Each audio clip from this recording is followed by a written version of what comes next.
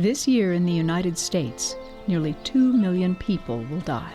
90% of those deaths will most likely be the result of disease, stroke, Alzheimer's, or just frailty.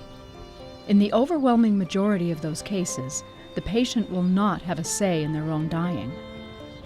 Their last wishes ignored or unknown. Except in La Crosse, Wisconsin.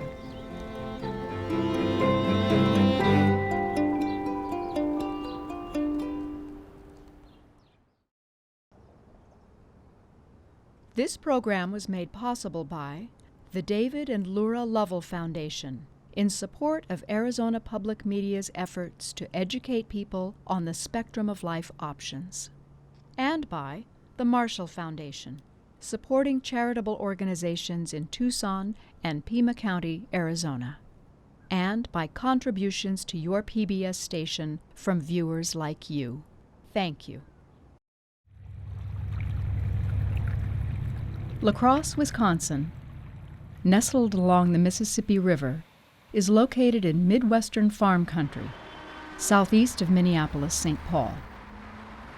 While similar in many ways to residents of other cities, the people of La Crosse are different because they're the ones best prepared for dying. Unlike any other place in the United States, nearly all of La Crosse's residents have talked about their desired end-of-life care, whether that end is lingering or sudden. It honestly is easier to just be full court, be aggressive, do everything, intubate the patient, do the shocks, do the chest compressions, because that's the stuff that we know and do. I mean, we live for that stuff. But that's not always the right thing for the patient, and it's not what they want. And if it's not what they want, then I don't think it's the right thing for the patient. And if we know what the patient wants, everyone's in a much better, happier place, because then we've respected what they wanted to do, and we've done the right thing. And everyone wants to do the right thing. More people are more apt to talk to a estate planning person than they are the medical care provider about that conversation, which is sad. Nearly 36 local lawyers can help the more than 50,000 residents with estate planning. But there are only 2 major healthcare centers, a Mayo Clinic affiliate, Franciscan Skemp, and Gunderson Health System.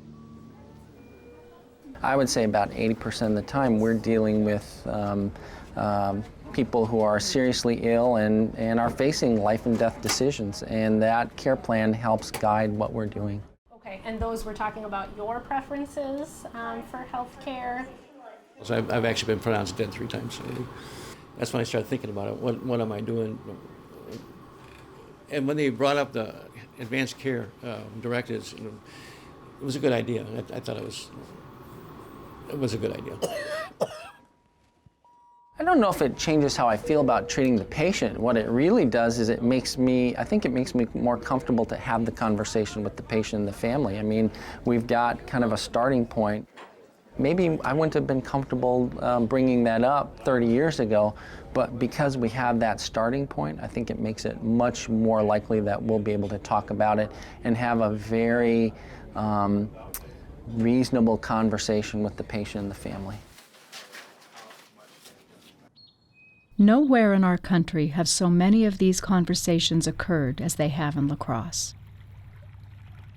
Here, 96% of the locals have completed legally binding advanced directives for end-of-life care, compared to 30% nationally. What I think we got right, compared to many other places in the United States, is a realization is that the process of planning, that conversation, that it would include the individual, those who are close to them, typically what we call our family, as well as the people who provide the health care. That conversation is really crucial.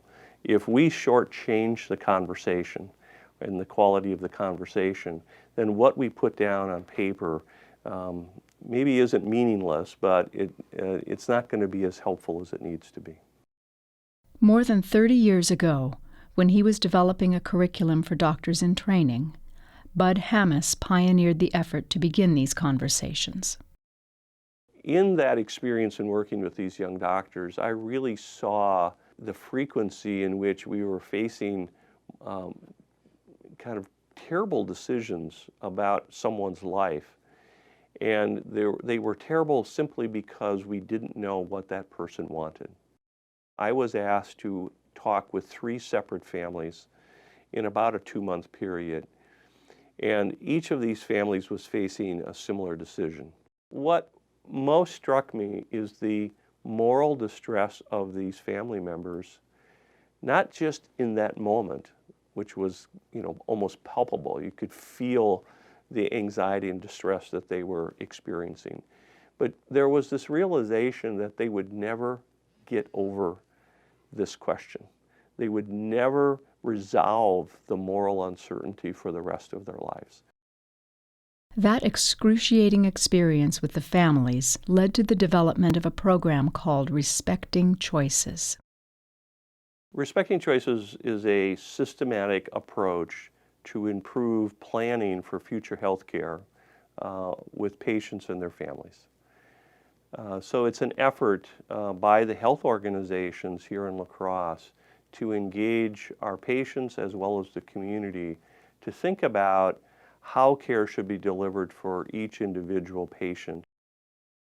Some of the best research documenting the success of this program actually has come in Australia. We've taken it to Singapore, where when we showed up, we were told by a number of different health professionals that it couldn't work there because they were Asian and they don't talk about death and end of life.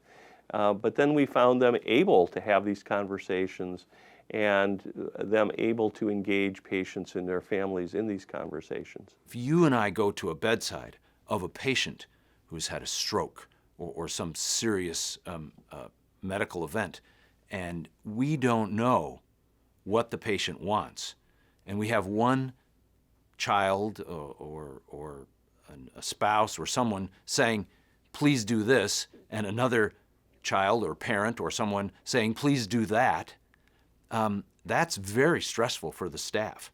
It's very hard on our staff. So for us, it's a way to not only take care of the patients, but take care of our staff, and frankly, take care of the community. Because if you have these broad discussions out in the community, it becomes clearer to the community that the healthcare organization is there to improve the health and well-being of the community, not just be a business getting revenue from sick people that show up at their doors. We're going to Winona, Minnesota to meet a gentleman and his wife to do a next steps conversation. It's much better if it's at their patient's home. They feel much more comfortable. A lot of times there's lots of tears for family and the facilitator. The talks can take place at work, at the doctor's office, or in the living room. The ultimate goal is to have in place legal documents that communicate what the patient's wishes are when they are unable to speak for themselves. Issues include, do you want CPR? What level of pain are you willing to tolerate? Would you want a tube down your throat to breathe?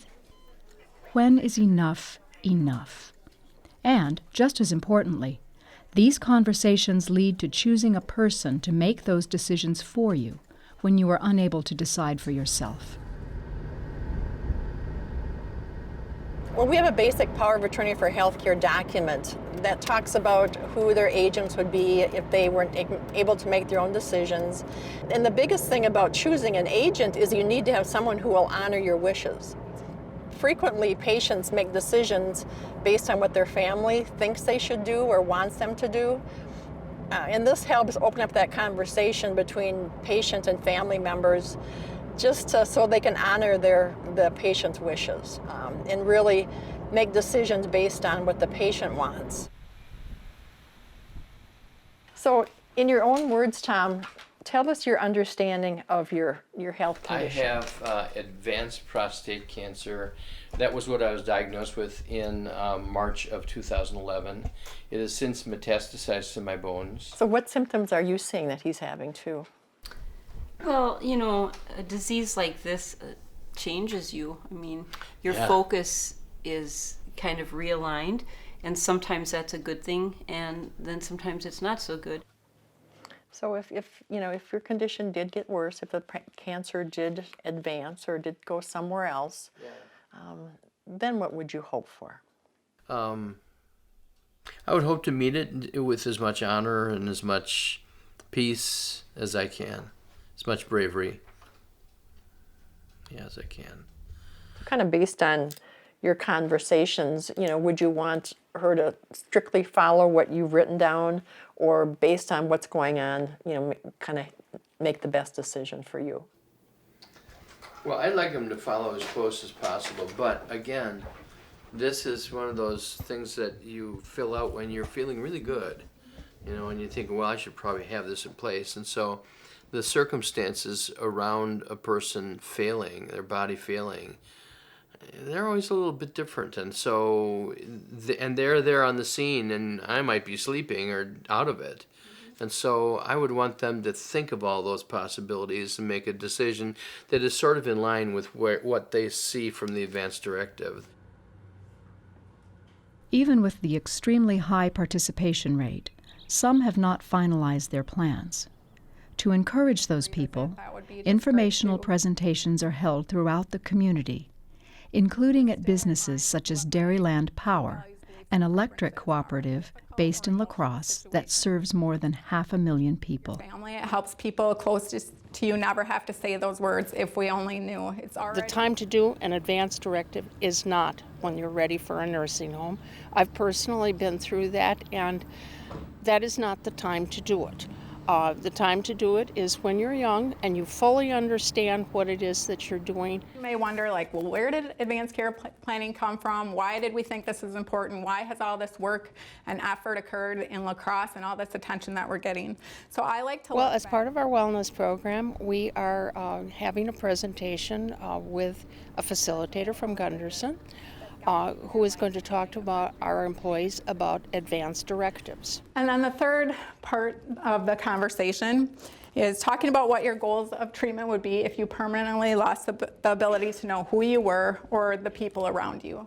It's not strictly wellness, but it also fits in with health and well-being, with mental well-being, and it can help employees and their families. And this is a service that we should offer to our patients. So whether you go to Gunderson or Mayo, this is a service that you can access. The goal of the Respecting Choices program has always been to improve the number of those conversations, but most importantly to improve the quality of those conversations. There certainly is something about this topic that's a little daunting and makes us feel uneasy.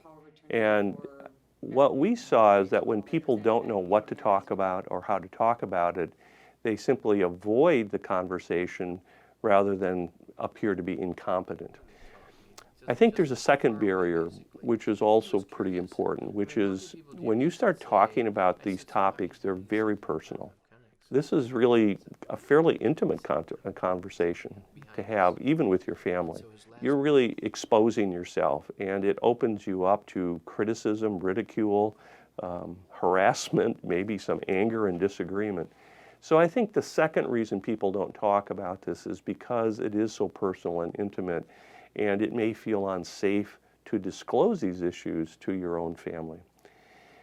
It's for both of these reasons. We don't know what to talk about or how to talk about it, and these are very personal conversations that we find the use of facilitators, advanced care planning facilitators, to be so important.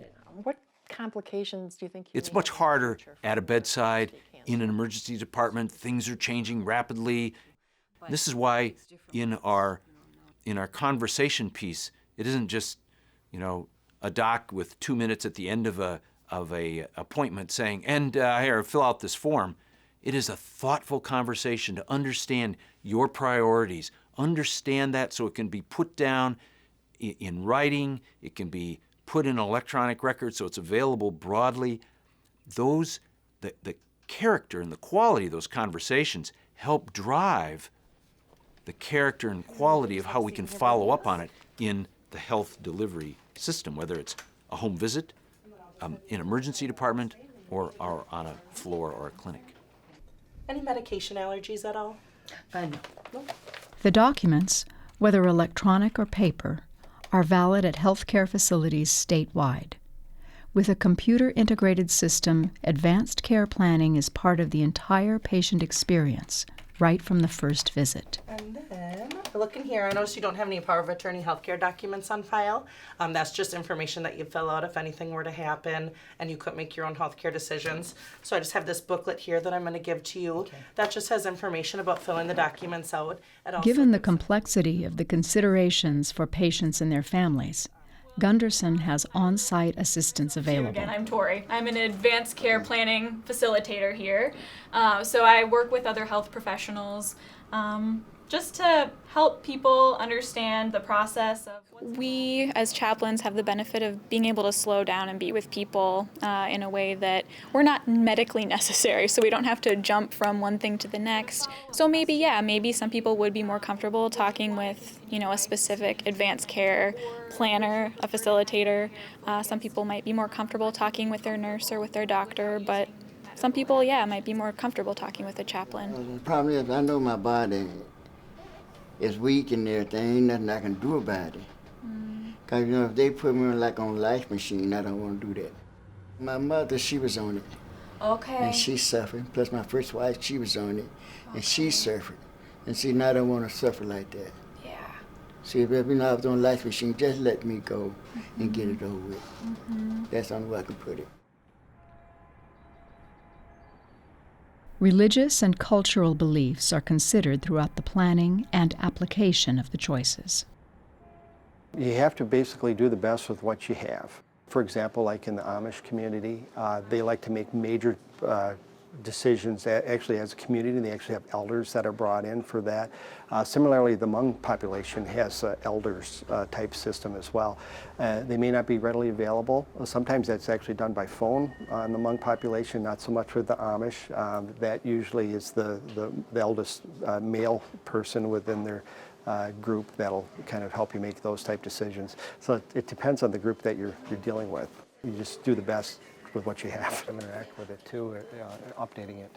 From the very beginning, when they organized as a community-based effort and they brought in the faith community, the Lutherans and the Catholics and the Jewish synagogue, and everyone was having a conversation, and the educators and people from business. The effect on the community is that it took this topic, which often is really pushed to the back edges of families and communities, really out in front. So now it was appropriate for everyone to talk about it. And with the healthcare community leading in this, it gave an opportunity to show over time and demonstrate that we really were about what mattered to the patient. These issues undiscussed can result in far-reaching anxiety and struggles in families and communities. There is some opposition to advanced care directives. Certain religious leaders and organizations advocating for persons with disabilities have been the most vocal. People who think this is all about the foregoing of treatment are mistaken. This is about understanding this person's preferences for care at a time where there would be perhaps differences of opinion among individuals. And because there are differences, we don't want to make assumptions that they either want treatment or don't want treatment. We would prefer that that patient, that person, tell us in advance so we can deliver the right care to them in the way they would like. Some people will choose to have more than other people, and of course that's the important part of the discussion. What we find is that almost everyone has a stopping point. And so even for someone who says, I want to go back to the hospital, I want you to attempt CPR, I want to go back on the ventilator, I'm perfectly fine going to the ICU. So that's their preference. We would then say, okay, we do all of those things. Would you ever want that to change?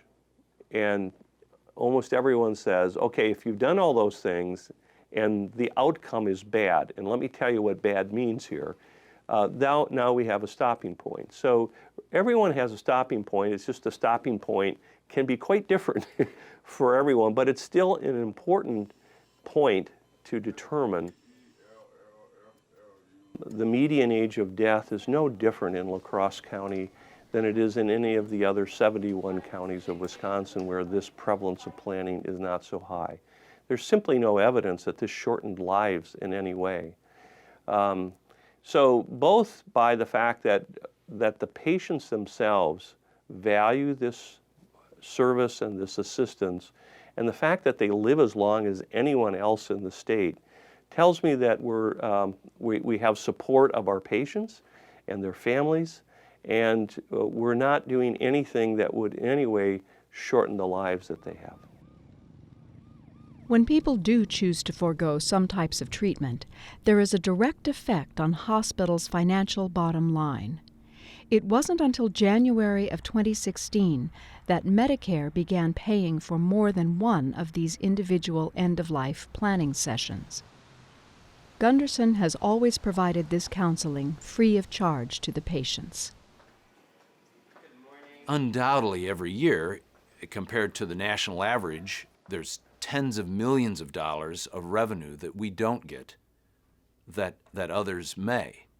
And when CFOs challenge me about that, saying, boy, but that's hard, why would you do that? I tell them that it's our responsibility to deliver what matters to the patient, and that we have no intention of balancing our financial books on the backs of seniors by overtreating them or giving them care that they would not want. Depending on patients' needs, it may not always be in hospitals that medical care is delivered to elders. There are 7 nursing homes servicing La Crosse, including the county-run Hillview Care Home. Not all residents there are old, yet 99% have completed the planning. Definitely discuss it with your family so that there are no surprises in the process. Although I think in the back of our minds we always think, well, that won't happen to me. But you never know. Every day. Every day. It was such a thing that I had to do something then. And it gave me peace of mind as well, knowing that it was something I could take care of and be done with and not have to worry about it. So. Hi, Sharon. Hi, Pete. How are you? Good, good. How are you? It's a document that we send with our people when they go to appointments and go to doctors. So if something happened during the transportation, or they're in the doctor's office, or they were even at an activity or outing, we know their wishes for CPR, we know their wishes for their medical needs.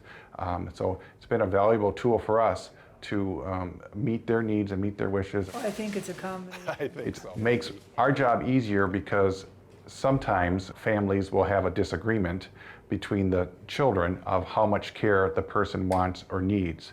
And the document has saved some fights, but it has allowed us to come to a meeting and come to an agreement with the family that this is the wishes that were expressed by Mom, and she has signed this, and it's her wishes, so let's try to follow that. There has been cases when people have tried to fight that, and unfortunately, it seems like it's the daughter from California, a long way away, that hasn't been home but one time in the last 10 years, and she wants full, complete treatment, where Mom just wants to be comfortable and maybe sometimes go in peace and just have her needs met. She does not need CPR at age 98. So it has saved us, and we follow the wishes, whatever they may be, but it's the resident's choice. Everyone has the legal right to choose the medical care for the end of his or her life, regardless of where they live. The paperwork to see that those wishes are followed is regulated by each state, so it is often different. Currently, there is no one standard document that will work throughout the United States. While the per capita usage of these directives varies, nowhere comes even close to the La Crosse region. It's not clear that there's anything about the demographics in our community that makes this successful. We think what's made this successful is our ability to engage our community and help them understand that this is of great value to them and to their families. When we understand the patient's choice, and when I say we, I mean not only the health professionals but also the family.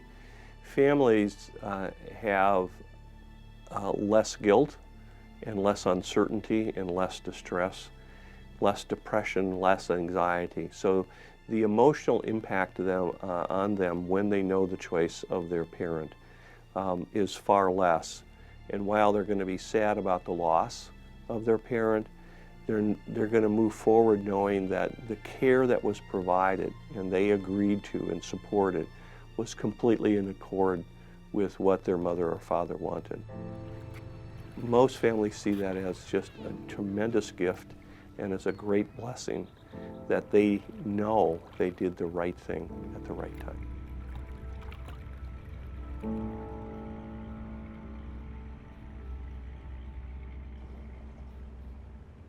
This program was made possible by the David and Laura Lovell Foundation in support of Arizona Public Media's efforts to educate people on the spectrum of life options, and by the Marshall Foundation, supporting charitable organizations in Tucson and Pima County, Arizona, and by contributions to your PBS station from viewers like you. Thank you.